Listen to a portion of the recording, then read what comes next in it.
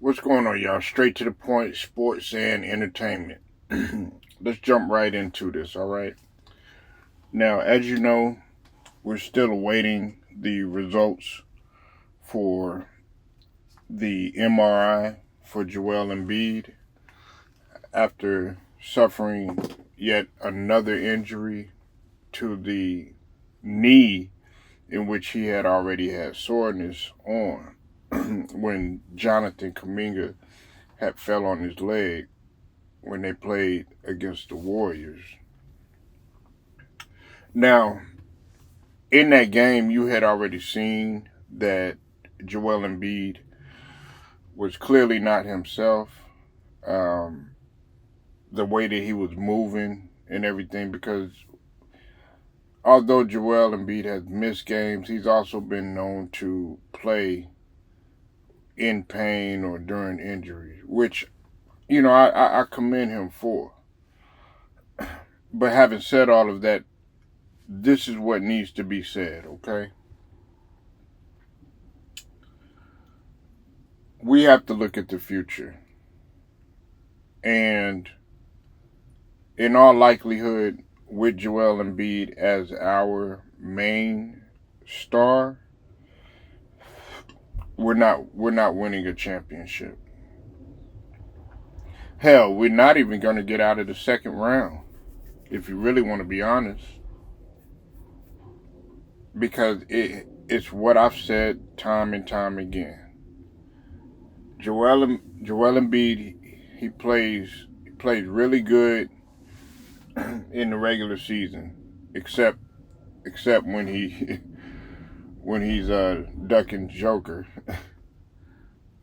But then when he gets to the playoffs, it's either he's hurt, he can't play, or he's less than 100%, which in actuality sometimes it can be more of a detriment to the team than it can be an asset, because if you're not 100% and you're out there and you know you're not able to play at full strength, but your team is losing, then sometimes you're hurting your team better than helping your chances of your team win. Now, again, I could be kind of torn with how that goes, because there have been guys that have played hurt, in whether it's been the playoffs or whether it's been the NBA Finals, and they have had really great games.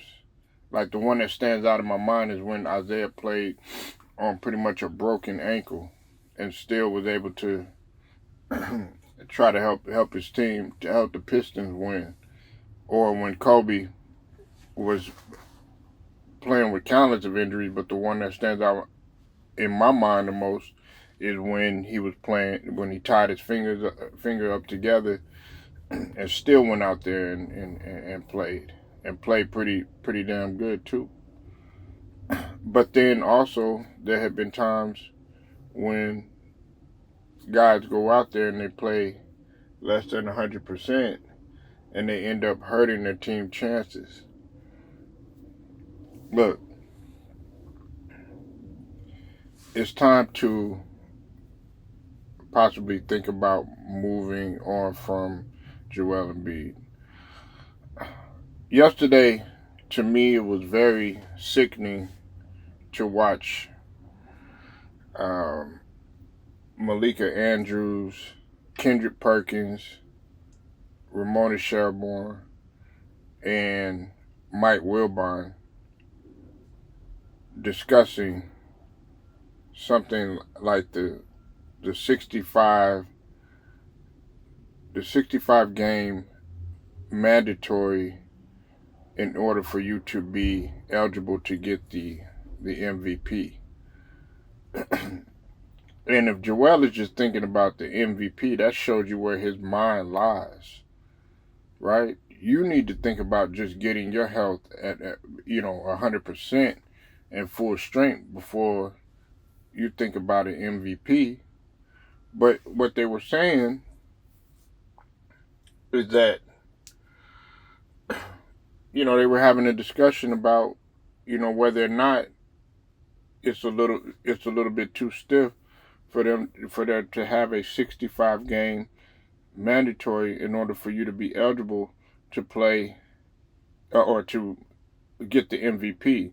And of course, Joe Dumars came up with that. And Joe Dumars does have a right to set that, because Joe Dumars is one of the great Ironmen. I think he often gets overlooked, but he's one of the great Ironmen that have played in the NBA. And they brought up a good point yesterday. It was Kendrick Perkins, and he talked about how Jordan's average games that he played, throughout a season was 80. I think for Barkley it was 73. For Malone, it was like 80 something, and then for Larry Bird, I think it was 77. I could be wrong. You could go back and you could go check it. And then I think for Magic, it was like 70 something or 80 games. But pretty much the point that he was trying to say is that this is what you signed up for. This is what comes with playing in the NBA. Now, we want guys to be 100%. I'm not arguing that fact. But it's always happening at the times when you need Joel Embiid the most as that main player.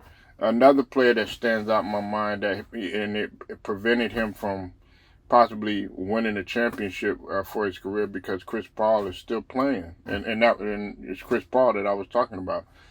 You knew every time that he came to the postseason, there was going to be some sort of injury that was going to happen.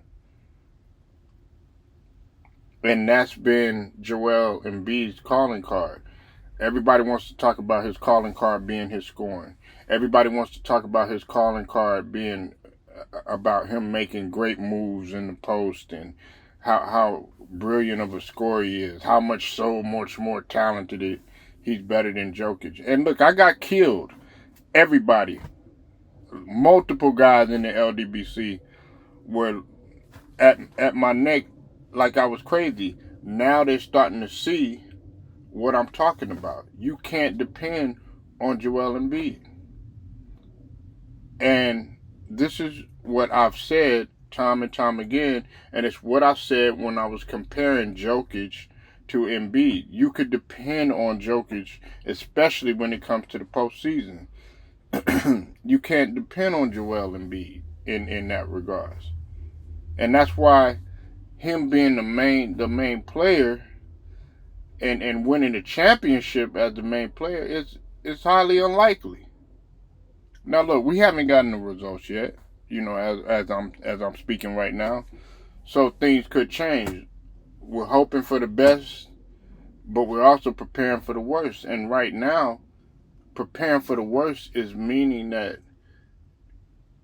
the Sixers need to move on from Joel Embiid. Go ahead and make Maxey that main guy and start building around Maxey, because Maxey has the youth. Joel is about to be 30 years old and does not have a championship on his resume. Now, the reason why I mention his age is because it's sort of like when I talk about Anthony Davis, or when I was talking about him. He's missed a big percentage of games throughout his whole entire career.